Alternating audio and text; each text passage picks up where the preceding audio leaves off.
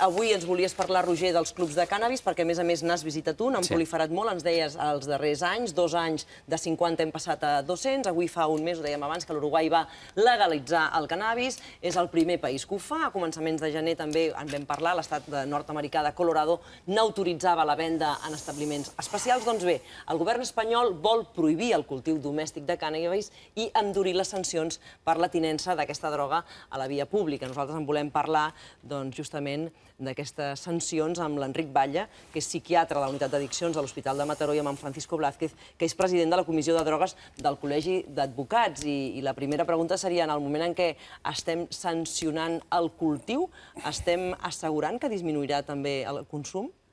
Jo diria que absolutament no. No depèn d'això.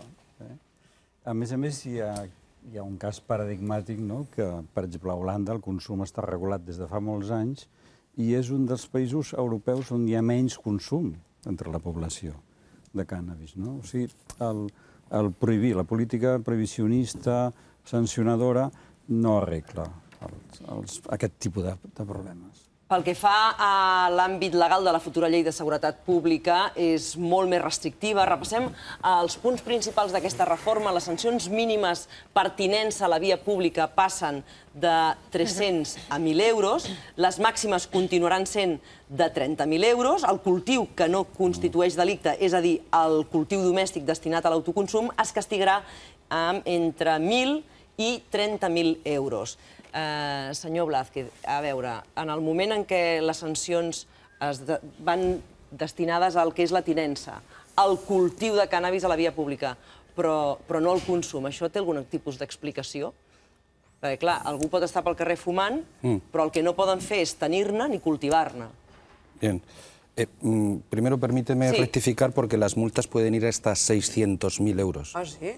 Las muy graves, las sanciones muy graves. Doncs expliqui'ns en quins casos, perquè... Las que nos afecta en las sanciones muy graves, que son 7, pero no nos afectan al tema de las drogas, que nos ocupa hoy, ¿no? Las que nos ocupan hoy va de 1.001 a 30.000. Ah, val, d'acord, no. Que ja és una barbaridad, el tema del cannabis. Ah, val, no, avui parlem de cannabis. D'acord, molt bé, perfecte. Pero que pueden ir hasta 600.000 euros, que es una barbaridad. El ministro en la rueda de prensa, cuando anunció el anteproyecto de la ley orgánica de protección de la seguridad ciudadana, dijo que en definitiva estas multas eran iguales, de la misma cantidad que las de la ley Corcuera, del 92, la anterior ley de seguridad ciudadana, y que esta modifica o sustituye a la anterior. Bien, pero es que entonces era una barbaridad y sigue siendo una barbaridad. Sí que se ha modificado, para entrar un poquito en la concreción, de que las multas que eran de 100 a 300 ahora sí que han pasado de 300 a 1.000. Eso dice que es la revalorización del tema. ¿Qué no sería una barbaridad? Que las cosas, la respuesta, en este caso sancionadora administrativa, no sea de 1 a 30 veces, porque da una... completa... És un ventall tan ampli de sancions. Claro, ante una misma conducta, claro, no puede ser que sean 1.000, 1.001, o la mínima, o 20.000, 15.000, 30.000... Clar, perquè en un cas així, qui ho determina habitualment, quan és el Codi Penal qui regula, qui castiga, és un jutge que hi ha darrere que s'encarrega de determinar quina és la pena. En aquest cas, és la policia qui deté, és la policia qui sanciona. Com decideix la policia si es castiga amb un, es castiga en 30.000 o es castiga en 15? Completamente discrecional. Es decir, las penas, por tener la referencia de la pena más dura, que junto con la Ley de Protección de Seguridad Ciudadana, las ordenanzas municipales, es lo que castiga casi todas las conductas que se están viendo, y las imaginables, incluso, diría yo, pues, no sé, las penas van de 1 a 3, no sé, y que se tiene en cuenta por las circunstancias del hecho, las atenuantes, las agravantes, y por ahí se afina mucho, ¿no? Pero claro, una sanción administrativa que vaya de 1 a 30 veces, que se multiplique por 30, es una barbaridad. Pel que està explicant, era i és, vamos, és una barbaridad, una desproporción. Podrà decidir Bueno, el policía no, el órgano administrativo superior, pero como a la policía se le da la presunción de veracidad, desde el primer momento en que te multan, pues ya está. Si no haces alegaciones, eso va a misa. Aunque hagas alegaciones, una cosa importante que se ha hecho, antes había 6 meses para que prescribieran las faltas, hablando de Código Penal. Ahora no, ahora hay 1 año para una sanción administrativa, que es como un escalón menos. Es decir, que la Administración tenga más tiempo para que no se le caduque o prescriba ninguna sanción, ¿no? O si haces alegaciones. En fin, barbaridades d'estes, ¿eh? No lo digo yo. Per tant, les conseqüències d'això, vostè quines preveu que poden ser? Bueno, tremendas. Estamos... Javier Marías, un artículo el otro día en El País, ¿no? Hablaba de ley esta, en concreto, la de seguridad ciudadana de ley neofranquista. Yo diría que es una ley muy dura, ¿no? En definitiva, esta ley lo que hace es mantiene la ley Corcuera, lo de la tenencia, de las sustancias prohibidas, de las drogas ilegales y de las legales también, porque también prohíben el botellón y más cosas. Pero de las ilegales en la vía pública, ¿no? Esto ya estaba. Lo que han añadido es que, supongo que sea por los taxis de la droga, ¿no? En Madrid, porque aquí esto no lo he oído, el transporte de la droga, pues que también está penalizado con una sanción grave, no sé, al pobre taxista, oiga, lléveme a tal sitio, pero parecía que había ahí como una pequeña mafia, no lo sé exactamente. También se ha castigado, que es lo que nos puede afectar a los clubes de cannabis, cualquier cultivo y demás, tenencia, cultivo de la sustancia y tal, que no sea penal, es que a veces se contrapone, ¿no?, lo penal o lo administrativo. Y luego, respecto a los menores, bueno, evidentemente, si se coacciona, si se engaña a un menor para que tome cualquier sustancia que pueda alterar su conducta, eso ya existe, es una coacción. Pero para ver la envergadura de lo que supone una ley de este tipo, es que una coacción en la práctica puede ser una multa de 3 o 4.000 euros, y aquí puede ser una multa de 30.000. És més discrecional. Pues no hay proporción, es una cosa desproporcional. Doctor Batlle, és el cànnabis la droga més popular, la més consumida? Parlem també de les conseqüències, perquè la persona que la consumeix normalment és un consumidor habitual, esporàdic. Quin és el perfil? És la més popular, la més consumida de les il·legals. Però les més populars són el tabac i l'alcohol. Sí, les legals. Les més populars són les legals, i tant. Exacte. Les conseqüències del consum. Clar, parlem de conseqüències negatives, no? O sigui, encara que estigui a molta distància d'altres substàncies il·legals, com la cocaïna, l'heroïna i tot això, en quant als seus efectes perjudicials, hem de pensar que, de fet, no és una substància innòcua, no? Té uns problemes, no? El cànnabis, en general, dona pocs problemes físics, fins i tot en consumidors a llarg termini, i a vegades els problemes són perquè, esclar, es fuma, i es fuma amb tabac, i llavors un té els mateixos problemes que els fumadors de tabac, no? Però, sobretot, el cànnabis es distingeix perquè té conseqüències per a la salut mental, no? Les conseqüències més importants poden ser o problemes d'ansietat, depressió, en consumidors a llarg termini, o problemes de rendiment cognitiu, problemes d'aprenentatge, sobretot quan consumeixen aquesta substància adolescents, que tenen el cervell en desenvolupament, i llavors, a més, hi ha un problema afegit amb la cosa del rendiment escolar. Quin és el perfil de la població que més consumeix? Perquè quan ara parlava d'adolescents, són els que més en consumeixen? Bé, jo podria dir per la demanda que hi ha de tractament, no?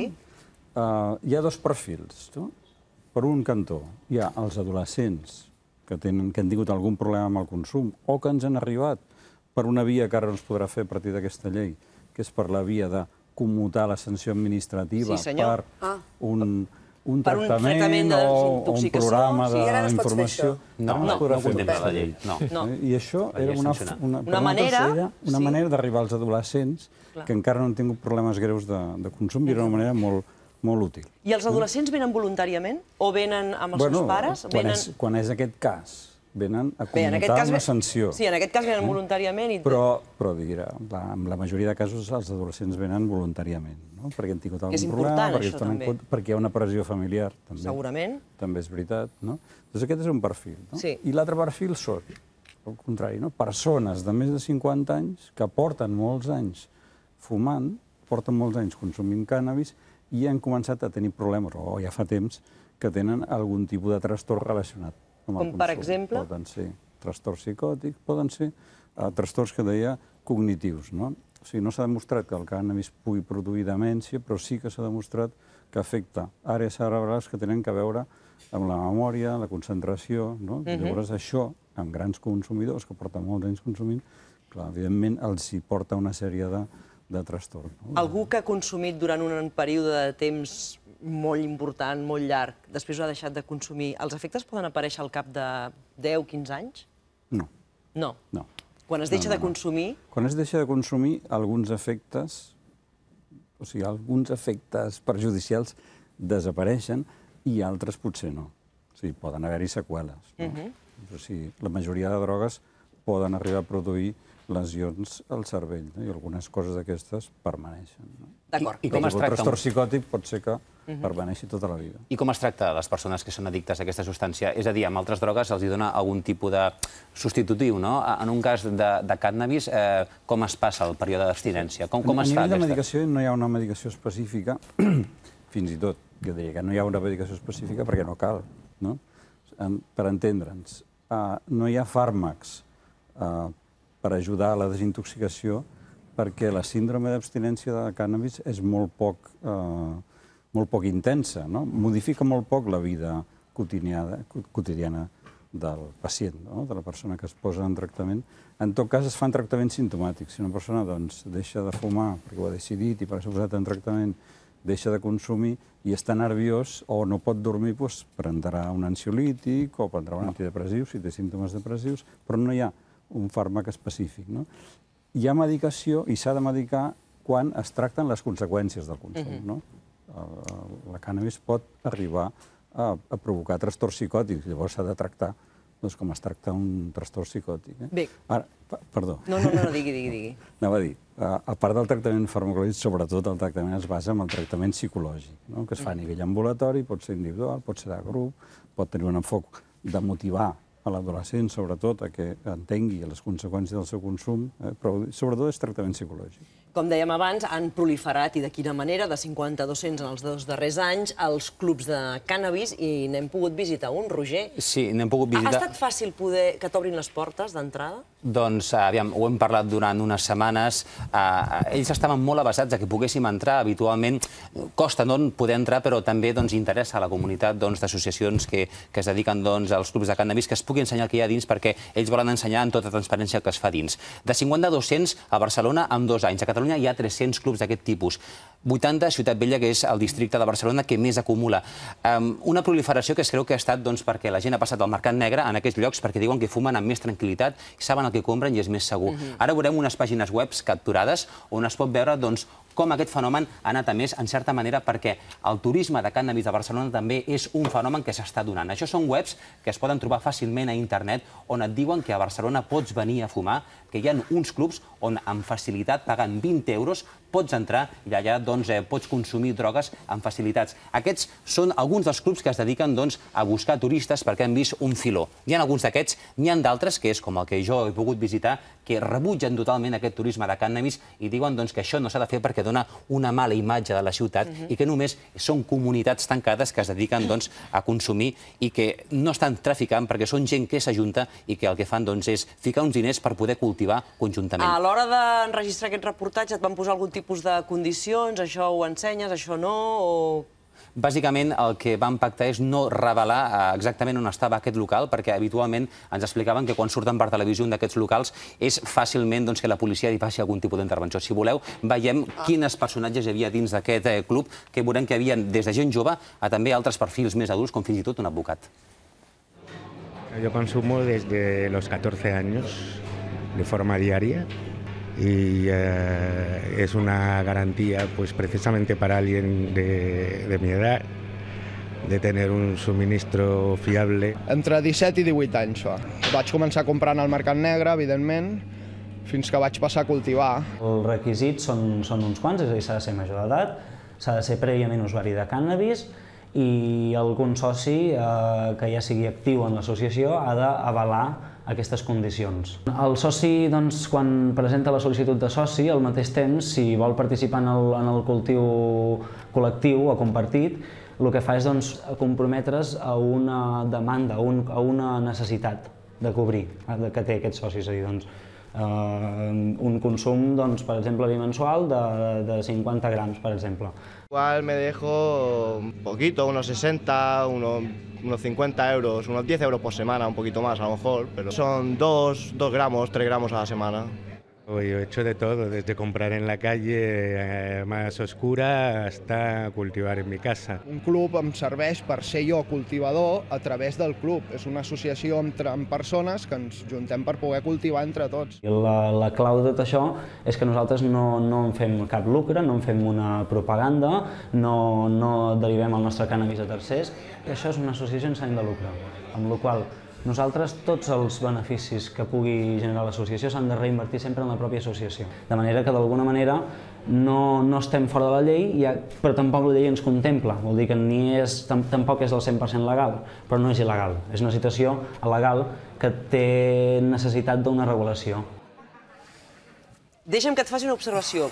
Per ser un club de cànnabis no m'ha semblat veure-hi massa fum. No, hi havia fum, el que passa que el sistema d'extracció estava molt ben preparat, era un local molt ben preparat, més aviat al sortir, instintivament fas el gesto d'olorar-te la roba per veure si després... Feies olor? Diguessin a casa d'on vens, Roger, on has anat. Després d'una hora d'estar dins, s'ha de dir que la roba no em feia olor. Feia una mica d'olor, però va marxar de seguida, i no feia olor a marihuana, bàsicament. Hem vist que es tracta de l'aparença d'un bar, però aquí no es serveix alcohol. No, és una barra... Us heu portat una sorpresa perquè realment no sabíeu com funcionava, com eren aquests clubs? Hem vist a Amsterdam, no? Tots hem anat a Amsterdam. Però allò està obert al públic directament. Això és un club tancat que s'ha d'entrar, que s'ha de ser soci, i allà l'alcohol no se serveix. La barra serveix perquè els mateixos socis comprin beguda i se la serveixin ells mateixos. Jo em pensava que eren més bars. O sigui, que tenien més aparença de bar. I és més realment un club. És més un club privat. Un local, no? Un club privat. Tenim una trucada en espera, és la Núria des de Tiana, que s'ha posat en contacte amb el programa, amb el 902 10 633. Núria, bon dia.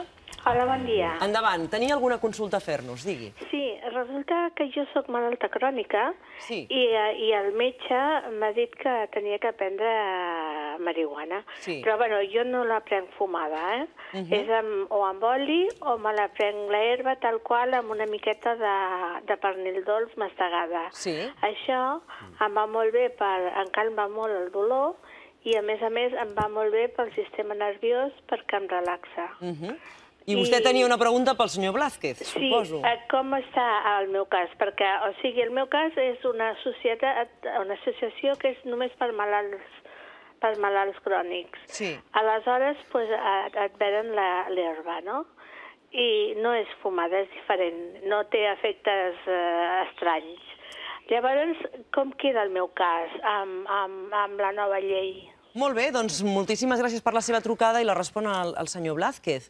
En aquest cas és un consum terapèutic. Es un consumo terapéutico y, en fin, lo receta el médico, esperemos que no. Luego el problema está en la aplicación de las leyes, ¿no? En las interpretaciones que se hacen, pero solo faltaría que a la cantidad de enfermos que el cannabis derivados, de la forma que sea, les está ayudando, también se prohibiera. Esperemos que no y está dentro de la legalidad. Dins de la legalitat. El doctor Blázquez, però, feia un gest que no amb el dit i no sé si volia dir que el metge no ho podia receptar. El metge no pot receptar cànnabis, no?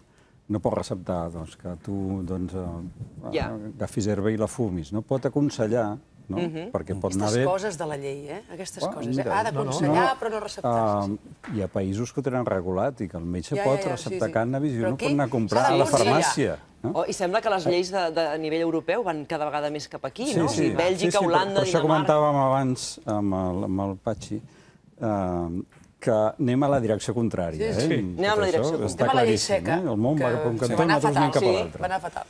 El que volia afegir és que hi ha un fàrmac de cànnabis que està comercialitzat al nostre país i en molts altres països, que precisament el comercialitza tota Europa, excepte el Regne Unit, un laboratori de Barcelona, del Mirall, que és el Sativex. I això és extracte de cànnabis i porta THC, que és el principal component psicoactiu, i altres components. Aquest fàrmac es pot obtenir i el metge el pot indicar amb unes indicacions molt concretes. La senyora aquesta deia que s'ho menjava mastegat amb pernil dolç. Això pot ser igualment efectiu mastegat? Exactament. De la mateixa manera? Sí. Ho ingereixes i, de fet, quan... Tarda una mica més a fer efecte, però l'efecte dura més. És més ràpid fumat. En clubs com aquest amb el que hem visitat ens van explicar... És molt ràpid? Sí. Això té l'explicació. És més ràpid fumat en el sentit... Allà en el club on hem anat, de les 80 persones que són socis, n'hi ha 8, ens explicaven que ho fan per tema terapèutic. Com que et veiem tan pulcre i tan... No t'imaginem, però... No és el meu cas. Ens explicaven que hi ha 8 persones de les 80 que són socis d'aquest club que ho fan per un tema terapèutic. Ens explicaven que si ho fan de manera fumada, les persones que ho fan deien que els hi feia l'efecte més ràpidament i era molt més efectiu que no passi la mastegaven o prenien algun tipus de medicament o algun tipus de pastilla. Per això, bàsicament, el fet de que fumat és més ràpid. El fàrmac que comentava, que es diu Sativex, és un spray bucal, sublingual. L'absorció és rapidíssima. És comparable al fumar. En aquest cas dels clubs de fumadors que hem vist, senyor Blázquez, aquesta nova llei farà que els tanquin en el moment en què els localitzin. Puede ser, todo puede ser.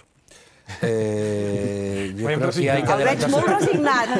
Sí, no, es una cuestión de tiempo. Yo cuando se habla del vacío legal o de alegal y tal, sepamos que en nuestro país está prohibido todo menos el consumo. Y estas asociaciones, que lo que se respeta es el derecho de asociación también, es un consumo compartido. Yo diría que es una extensión que está avalada por importante jurisprudencia de que entra dentro del consumo o consumo compartido que está delimitado con unas características, en fin, que son las que igual hay que regular también en estos clubs. Pero no es ilegal. Todo lo demás sí. Pero esto no. Això t'aboca a comprar a les màfies. Claro, entonces... Si cultivas ilegal... Es lo que ha pasado en Uruguay. Hay países que están vendidos.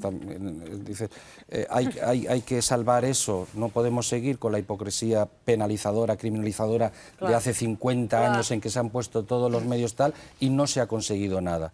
Y precisamente desde la ONU, en un informe, dicen, bueno, probemos a experimentar, a regular esas situaciones existentes que ya existen, que no vamos a provocar más consumo. Como decía el doctor, yo pienso que tampoco puede haber un pequeño repunte, que al final fumará el que quiera fumar. Y no es lo mismo el uso que el abuso. Esto se decía también con el divorcio. ¿No? Cuando la ley del divorcio se va a divorciar todo el mundo. Se divorcia quien tiene conflicto matrimonial. En aquest cas, a Catalunya, l'Agència de Salut Pública justament ha fet un seguit d'actuacions en relació amb aquests clubs de cànnabis.